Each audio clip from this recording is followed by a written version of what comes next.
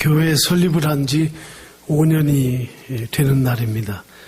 개척의 설레임과 또 기대, 그리고 동시에 불확실한 미래이지만 모두가 하나님을 의지하고 시작했습니다. 참 누구라고 할 것 없이 다 마음을 쏟아서 하나님을 섬겼습니다. 주님이 원하셨던 그런 교회를 세우고 또 교회다운 교회, 정말 건강한 교회를 꿈꾸면서 시작했습니다. 그렇게 시작한 지 벌써 5년이 되었습니다. 어떤 친구 목사가 저에게 이렇게 물었습니다. 50대 후반에 그 개척하는데 함께 했는데 5년이 지난 지금 어떠하냐 이렇게 물었습니다. 그러면서 박 목사니까 좀 다른 교회와는 다르겠지. 이야기인즉 그냥 별로 어려움 없이 잘하고 있다는 그런 식으로 이야기했습니다. 하지만 5년을 제가 솔직히 이야기하라고 말하면은 가끔은 흔들리고 가끔은 제가 비틀거렸다 말할 수 있습니다. 내 교회가 아니라 누구 개인의 교회가 아니라 피로 값주고 사신 주님의 교회이기에 더 근심을 많이 했고 주님의 교회이기에 더 두려웠고 주님의 교회이기에 몹시 아팠고 또 주님의 교회이기에 제가 자신이 없었고 또 주님의 교회이기에 무척 미안했습니다. 가끔 흔들린 것이 사실입니다. 그러나 어리석게 주님의 교회를 내 수준과 내 생각의 수준으로 끌어내리고 불편하게 한 것이 참 많은 것 같아요. 그럴 때마다 위로가 되는 것은 3번 부인했던 베드로가 저에게 그렇게 큰 위로가 될 수가 없었어요. 제가 1974년 신학교에 입학하던 날 부른 찬송이 부름받아 나서님은 어디든지 가오리다. 괴로우나 즐거우나 주만 따라 가오리니 어느 누가 막으리까? 죽음인들 막으리까? 어느 누가 막으리까? 죽음인들 막으리까? 그때처럼 그 찬송이 천금의 무게로 저에게 다가온 때가 없었습니다. 우리가 가려고 하는 길이 영광의 길로 혹은 안락의 길이 아니라는 사실을 거기 신학생 모두가 공감하고 있었기 때문에 그 입학식에서 그 찬송을 부르는 우리는 정말 비장했습니다. 하지만 지금은 그 찬송을 제가 제대로 부를 수가 없다는 것을 생각합니다. 죽음조차도 주를 따르려는 열정을 막을 수 없다는 그런 결심이 너무 많이 풀려졌기 때문에 그래요. 지난 주간 일주일 내내 제가 샤를 드 푸코의 기도문을 읽고 또 많이 읽었습니다. 함께 제가 여러분과 같이 제가 읽어드리겠습니다. 나의 아버지, 이 몸을 당신께 바치오니 당신 좋으실 대로 하십시오. 저를 어떻게 하시든지 감사드릴 뿐입니다. 저는 무엇이나 준비되어 있고 무엇이나 받아들이겠습니다. 아버지의 뜻이 저와 모든 피조물에게서 이루어진다면 그 밖에 다른 것은 아무것도 바라지 않습니다. 내 영혼을 당신 손에 도로 드립니다. 하나님께 영혼을 바치옵니다. 이 마음의 사랑을 다하여 하나님께 영혼을 바치옵니다. 당신을 사랑하옵기에 이 몸을 드리는 것이 어쩔 수 없는 저의 사랑입니다. 남김없이 이 몸을 당신 손에 맡깁니다. 끝없이 당신을 믿습니다. 당신은 나의 아버지시기 때문입니다. 아멘. 주님을 부르는 자로 산다는 것, 주님의 부름을 받은 자로 산다는 것은 영광스러운 일이지만 인간적으로 보면 그다지 행복한 길은 아닙니다. 때때로 목사가 아닌 친구들에게 이런 질문을 받아요. 자네는 목사이기 때문에 마음이 편할 거야. 그런 이야기를 들으면 마치 내가 다른 세상에 사는 것처럼 들려지고 썩 기분이 좋지 않아요. 신학교를 나와서 목사 임직을 하고 첫 번 부교육자로 시작했을 때 불편했던 그 마음은 똑같이 지금도 제 마음에 불편합니다. 주님의 일은 늘 세상과 대치하고 있기 때문에 불편합니다. 누가 어떻게 하든 간에 그 늘 불편해요. 그러나 따지고 보면 그 불편함이 오늘 저를 건강하게 지탱해주고 또 제 마음에 긴장감을 늘 가져다 주기 때문에 그때마다 기도할 수 있는 경보 장치가 되어준 것이 사실은 불편함입니다. 지난주에 하나님 말씀을 배우는 교우들과 공부하다가 이런 이야기했어요. 예수 믿는 거 참 힘든 일인데 서울 모자이크 교회 와서 목사님 만나서 내 인생이 더 어려워졌다, 그런 얘기를 들었어요. 그러면서 웃었어요. 우리가 같이. 작은 교회인데 뭐 그렇게 하는 일이 많고 그냥 넘어가면 좋은데 목사님 뭐 그렇게 따라하라고 하니까 따라해야 되고, 인도다 네팔이다 북한에 뭐 게다가 북한 여성들까지 개척교회 정신이 없다, 그런 이야기를 들으면서 하면서 함께 많이 그 얘기하면서도 즐거웠어요. 그러나 가만히 생각해 보았어요. 교회와 성도들을 마음 편하게 그저 쉽게 하도록 하는 것이 목회일까? 어느 목사님은 365일 전교인 특별 새벽 기도회를 365일 한다는 이야기를 최근에 들었어요. 매주 토요일마다 전 교인들이 나와서 노방 전도를 하고, 금요 철야 기도회는 한 번도 교회 개척해가지고 20년 동안 쉬어본 적이 없고, 그야말로 전 교회가 기도하고 말씀을 배우는 운동을 한다는 이야기를 들었어요. 난 토요일날 새벽 기도회 한 번 좀 나오자고 하는데 제가 그 이야기를 들으면 참 부끄러웠어요. 열정을 가진 교회이고 성도였다는 것을 느꼈습니다. 하나님이 우리를 부르시는 것 다른 것 아니에요.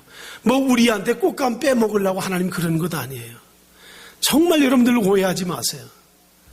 그저 내가 함께 하고 싶은 것, 내가 너와 함께 하고 싶다. 이것이 하나님이 원하시는 거예요. 다른 것도 없어요. 그 일을 하기 위해서 언제나 우리는 자기를 뛰어넘어야 합니다. 안락한 삶과 신앙적 삶은요, 양립하기가 어려운 겁니다. 육신의 소욕과 성령의 소욕은 양립하기가 어려운 거예요. 한편은 내가 손해봐야 되고 죽어야 합니다. 그래야만이 올라가게 돼 있어요. 모세는 불붙는 떨기나무 속에 현현하신, 거기에 나타나신 하나님과 만난 다음 날부터 무거운 짐을 지기 시작했습니다. 불평하는 백성과 그 백성들 넌더리를 내면서 진노하시는 하나님 사이에 그 경계선에 서서 둘 사이를 중재하며 살아간다는 것, 그건 정말 힘들고 외로운 그런 길이었습니다. 주기철 목사님은 1935년 12월 17일부터 20일까지 열렸던 평양신학교 평양부흥회에서 일사가구라는 제목으로 설교를 했습니다. 디두모라고 불렸던 이 도마가 동료 제자들에게 우리도 그와 함께 죽으러 가자 하고 말했던 요한복음 11장 16절의 말씀을 본문으로 삼아서 그런 젊은 이들에게 혼을 불태우는 그런 메시지를 전했습니다. 그때 그분 이렇게 말했어요. 주님께서 최후의 피 한 방울까지도 다 쏟으시며 우리를 위해 죽으셨는데 어찌 죽음을 두려워하겠느냐 하면서 일사의 각오와 다짐이 있을 뿐이라고 말했습니다. 주기철 목사님이 설교했던 설교 대목을 조금 제가 나누겠습니다. 사랑하는 나의 교우 여러분, 그리스도의 사람은 살아도 그리스도인답게 살고 죽어도 그리스도인답게 죽어야 합니다. 죽음이 두려워서 예수를 버리지 맙시다. 풀의 꽃같이 시들어 떨어질 목숨을 아끼다가 지옥에 떨어질까 두렵습니다. 더럽게 무릎을 꿇고 사는 것보다 차라리 죽고 또 죽어 주님을 향한 각오와 다짐과 정절을 지켜나갑시다. 다만 나에게는 일사각오의 결의가 있을 뿐입니다. 소나무는 죽기 전에 찍어야 시퍼렇고 백합화도 시들기 전에 떨어져야 향기롭습니다. 이 몸도 시들기 전에 주님 제단에 드려지기를 바랄 뿐입니다. 세례 요한도 스데반도 청장년 때에 뜨거운 피를 흘려 주님을 향한 그의 다짐을 지켜나갔습니다. 정말 뜨거운 믿음이에요. 그런 예수를 믿어 복을 받기를 바라는 사람이 아니라 그의 제단 앞에 제물로 바쳐지기를 바랬던 분이었습니다. 예수님의 관심이 무엇입니까? 그의 백성, 그의 자녀, 바로 몸된 주님의 교회요 성도들이죠. 그래서 예수님은 교회에서 눈을 떼지 않으십니다. 주님은 마태복음 16장에서 이 세상 속에 내 교회를 세우되 반석 위에 교회를 세우겠다 말씀하셨어요. 사람의 교회가 아니라 어떤 유력한 자의 교회가 아니라 사람들 앞에 보여줄 교회가 아니라 몇몇이 모여서 침묵하는 그런 공간이 아니라 주님이 교회를 세우신 것은 어마어마한 섭리가 있어요. 그것은 교회가 세워지는 것은 이 세상 속에 하나님의 나라를 확장시키는 것이고 하나님의 나라가 이 땅에 계속 세워지는 것을 원하셨기 때문입니다.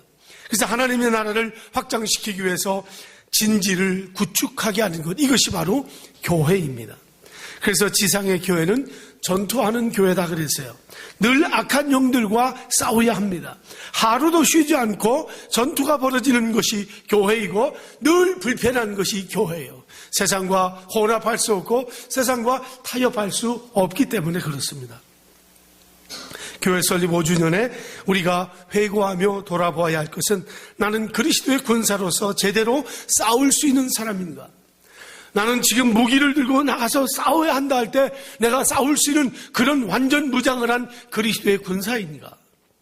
교회는 그냥 세워지지 않습니다. 시작만 잘한다고 되는 것도 아니에요. 시작할 때 눈물과 기도와 희생과 헌신으로 했다면, 정말 그렇게 했다면 5년이 지난 지금도 여전히 눈물의 기도와 헌신이 있어야 합니다. 10년이 지나도 여전히 눈물과 기도와 헌신이 대를 이어서 계속 이어져야 돼요. 20년이 지날 때에도 여전히 교회는 눈물의 기도와 헌신이 있어야 합니다. 하나님은 그런 교회를 통해 하나님 나라를 이 땅에 확장시키십니다. 이렇게 일사가고 설레임과 비틀거림으로 걸어가는 신앙의 순례의 길에 혼란이 일어납니다. 오늘 우리가 읽었던 본문 이전에 15절 가면은 육안으로는 도저히 분간하기 어려운 것들이 있어요. 그것은 자신의 본 모습을 감추고 나타나는 이들이 교회 안에 있다 그랬어요. 그건 뭡니까? 거짓 선지자라 그랬어요. 노략질하는 이리, 양의 옷을 입고 노략질하는 이리가 있다 그랬어요. 쉽게 말하자면 이런 거죠. 설교 거짓말로 하는 거예요. 기도도 거짓말로 하고 봉사와 섬김도 거짓말로 하고 사랑이라는 말을 수없이 내뱉으면서도 여전히 거짓말이에요. 거짓말의 달인이 된 거죠. 반석 위에 내 교회, 주님의 교회를 세웠는데 실제는 양의 옷을 입은 이리가 교회 안에 있다는 거예요. 이것은 육안으로 분별이 어렵습니다. 그래서 거짓말인데도 다 넘어가는 거죠. 내가 넘어가고 있는 것을 내가 몰라요. 나는 괜찮다고 생각했는데 어느 날 보니까 내가 사탄의 수하에 거기에 있는 거예요. 교회를 파괴하는 노략질하는 이리가 있다는 것이죠. 이것을 이기고 분별하는 가장 큰 무기는 다른 데 있지 않습니다. 성도들이 성경을 들고 들은 대로 살아가는 거예요. 이것보다 무서운 것 없어요. 이것보다 강한 것 없어요. 그 교회는 성경대로 살아간다. 그 성도는 성경대로 살아간다. 예, 그렇게 무장하면 사탄의 괴수가 온다 하더라도 문제될 것이 없습니다. 그래서 주님은 성도들에게 진리의 길, 생명의 길, 십자가의 길을 가라고 하신 거예요. 신앙생활은 내가 나를 제어하고 나를 자제시키는 거죠. 그래서 주님은 좁은 문으로 들어가라 말씀하셨고 좁은 문만 들어가는 것이 아니라 좁은 길로도 가라고 했어요. 여러분, 좁은 문은 같이 들어가는 문이 아니에요. 자기 혼자만 들어가는 거예요. 천국 같이 못 가요. 나 혼자 가는 거예요. 나 혼자 간신히 들어가는 문이에요. 성경에 좁은 문이라고 했어요. 여러분, 좁은 문을 들어가 보신 적 있습니까, 요즘? 문을 열고 들어가는데 좁은 문, 몸을 간신히 비집고 들어가 본 그런 문을 들어가 본 적 있어요? 그런 문이에요. 어디가? 하나님의 나라 가는 그 문이. 그리고 그 문을 들어가서도 그냥 편하게 걸어다니는 것이 아니라 좁은 길을 가야 되는 겁니다. 문은 좁은 문 들어왔는데 뭐 이제 됐다 내 맘대로 살자. 아닙니다. 여러분, 오늘 다시 생각해야 돼요. 여러분이 개개인이 넓은 길을 내가 가고 있다 생각하면 좁은 길 다시 가야 합니다. 좁은 문 들어왔으면 좁은 길로 걸어가는 거예요. 예, 나 혼자 간신히 들어가야 되고 두 사람도 들어갈 수 없는 바로 그 문입니다. 그 문은 너무 좁고 그 길이 너무 좁아서 어떻게 사람들이 그 길로 가지 않는다고 그랬어요. 너무 편한 길 가지 마시기를 바랍니다. 주님 앞에 설 때 여러분 무엇을 보여주시겠습니까? 22절 우리 오늘 7장 22절 보면 믿는 사람들 중에도 하나님과 진정한 관계가 되지 않은 사람이 있다 그랬어요.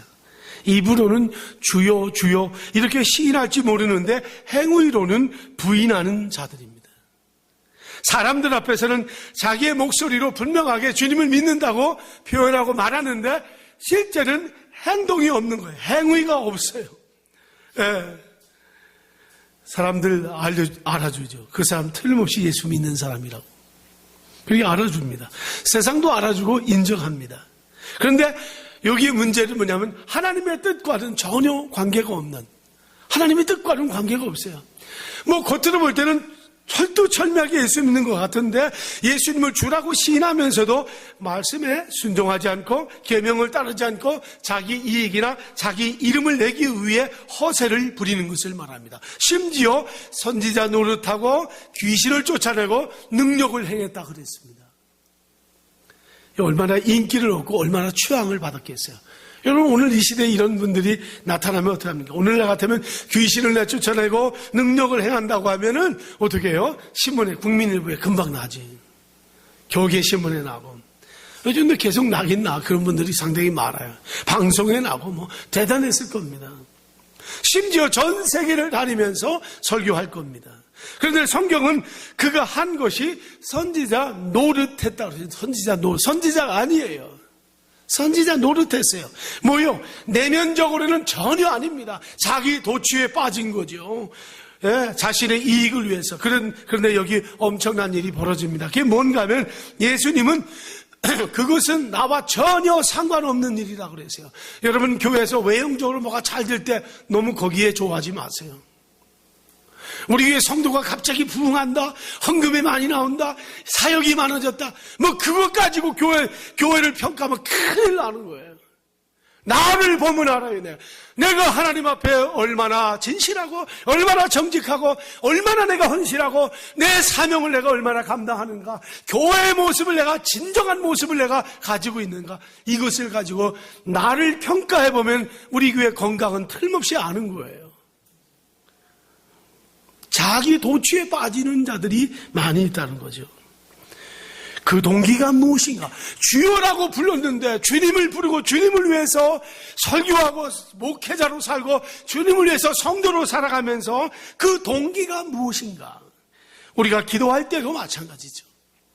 나만을 위한 것이 아니라 우리 공동체를 위해서 해야 합니다. 바알을 음악의 아버지라고 부릅니다. 근데 우리 기독교에도 우리 아버지라고 불렀던 사람들이 있어요. 초기 교회의 교부들을 아버지라고 부릅니다. 그러니까 사도시대가 있었어요. 그 사도들을 같이 경험했던 사람들이 살아온 그때 그 사람들을 속사도다, 계속 이어져서 사도에 일을 했다 해서 속사도라 부르고, 그 속사도의 시대가 끝나면서 일어났던 그 사람, 말하자면 주후 4세기 300년, 200년 말에서 300년 사이에 있었던 그 지도자들을 교부라 이렇게 부릅니다. 교회의 아버지다 그 말이에요.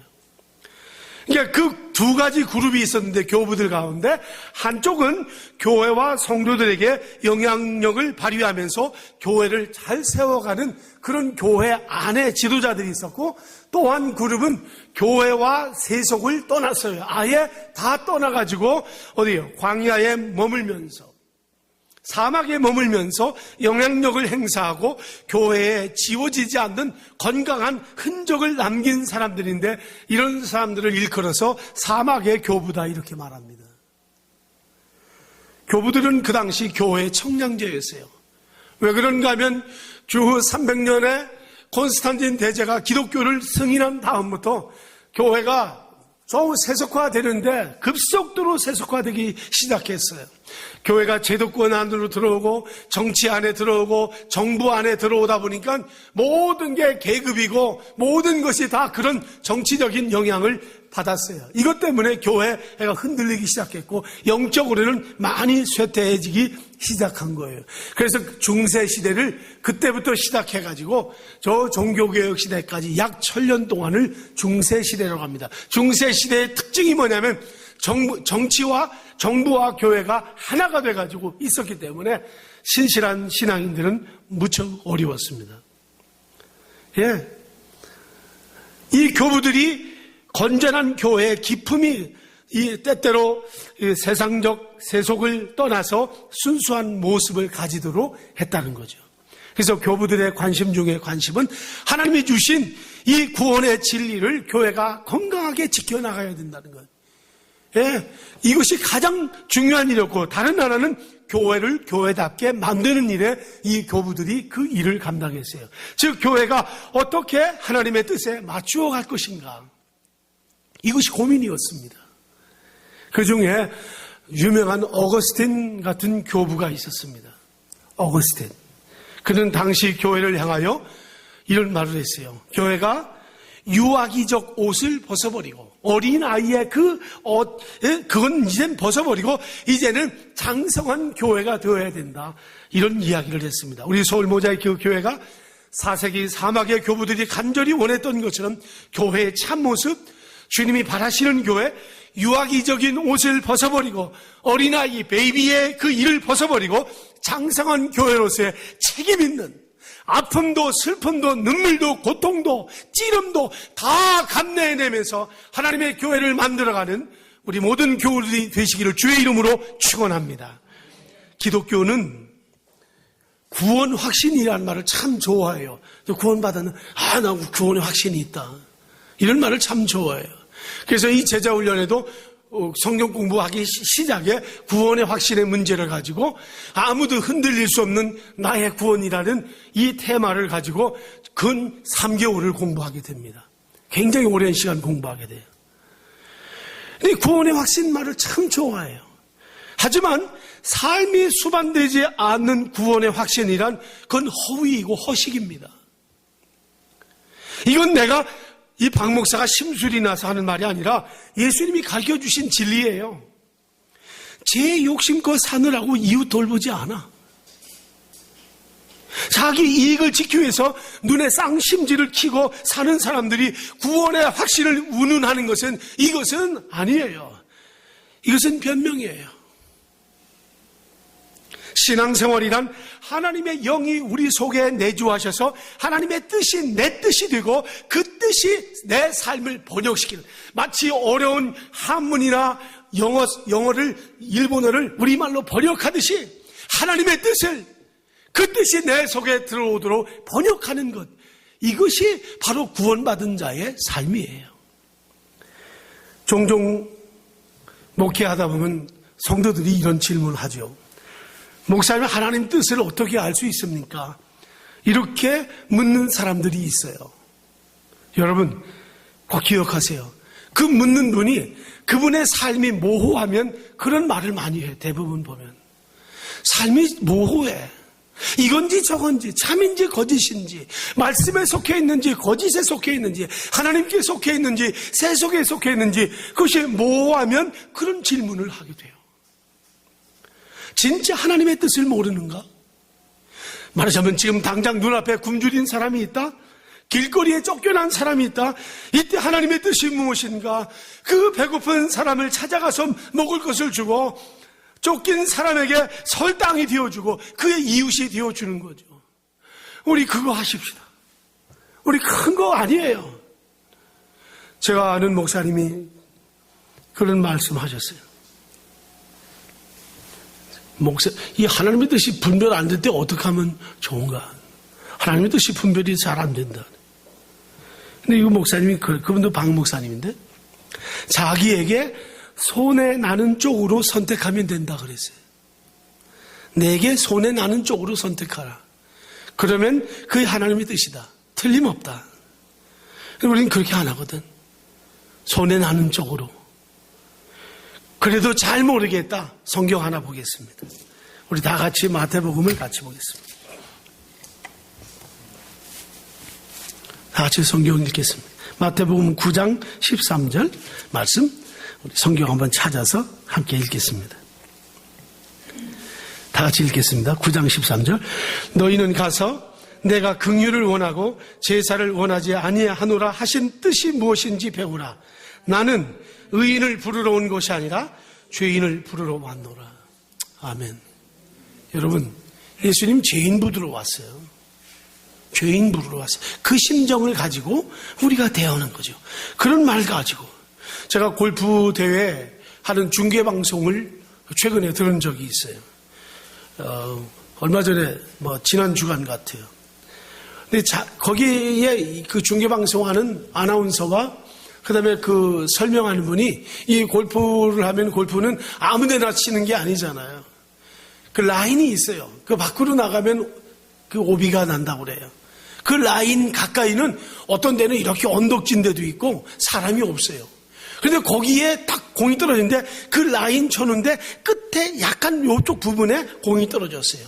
근데 거기에 그 대회 관계자도 없는데 자기가 공을 집었다 놨다고 표시를 하느냐 그걸 하더라고요. 그랬더니 그 아나운서가 물었어요.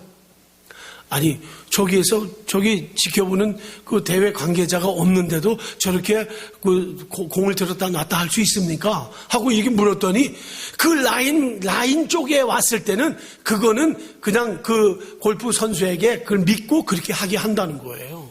그러면서 뭐라고 하냐면은 자기 이익만 생각하면 그때 불안한 일이 생긴다는 거예요. 그 사람이 불안해지고 손해를 본다고 생각하면 안전하다 이 말을 하더라고요. 얼마나 내가 아주 복음을 들었어요. 내 복음을. 하나님의 일 마찬가지예요. 내 이익 생각하고 하면은 불안해서 안 돼요. 하나님의 일도. 그러나 내가 손해본다 생각하면 안전하다는 거예요. 골프의 세계도 그렇더라고요. 하나님은 우리에게 큰일 하라고 하신 적 없습니다.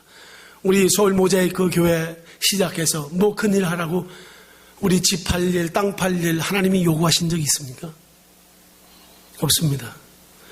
성경은 그런 거 말하는 적이 없어요. 중요한 거 있습니다. 할 수 있는 일 하라. 할 수 있는 일 하라. 할 수 있는 일 하라. 여러분에게 할 수 있는 일이 뭐예요? 그거는 해야 되잖아요. 그거는 우리가 해야 돼요. 할 수 있는 일은 우리가 해야 합니다. 교회의 힘은 무엇이나 맘먹은 대로 하는 것이 힘이 교회가 아닙니다. 마땅히 해야 할 일을 하는 것이 교회 일이에요. 우리가 할 수 있는 것은 적어도 2013년도는 작은 자의 벗으로 살아가는 겁니다. 우리 교회의 표어대로 정말 작은 자의 벗이 되어보는 거죠. 하지만 그런 면에서 그렇게 하면서도 우리가 이런 생각해요. 내가 베푼다? 내가 나눈다? 이런 말 조심해야 합니다. 뭘 우리가 그렇게 베풀고 뭘 그렇게 우리가 나눌까? 이런 말 하는 것조차도 우리가 조심하면서 그런 말 안 하면 좋을 것 같아요.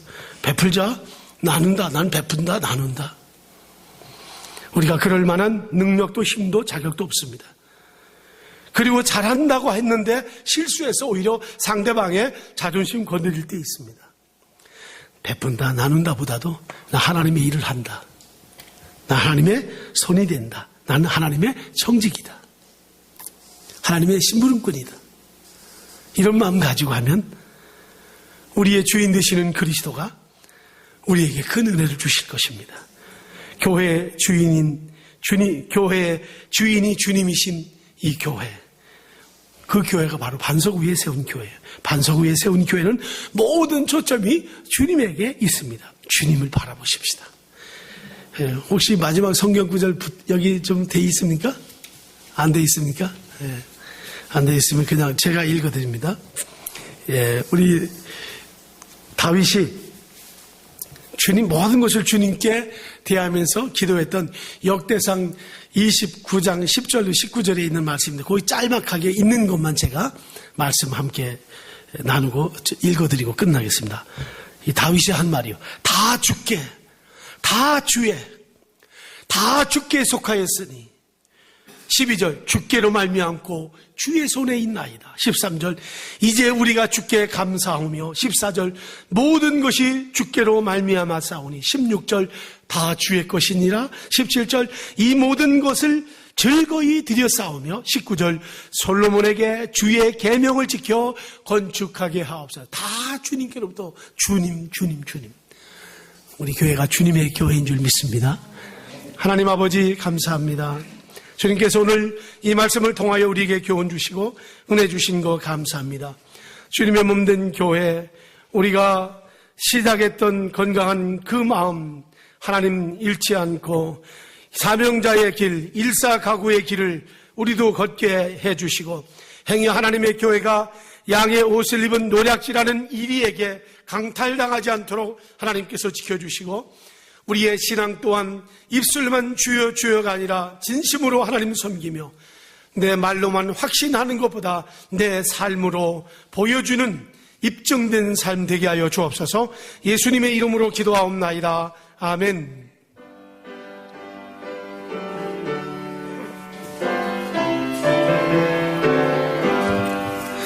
내 주의 나라와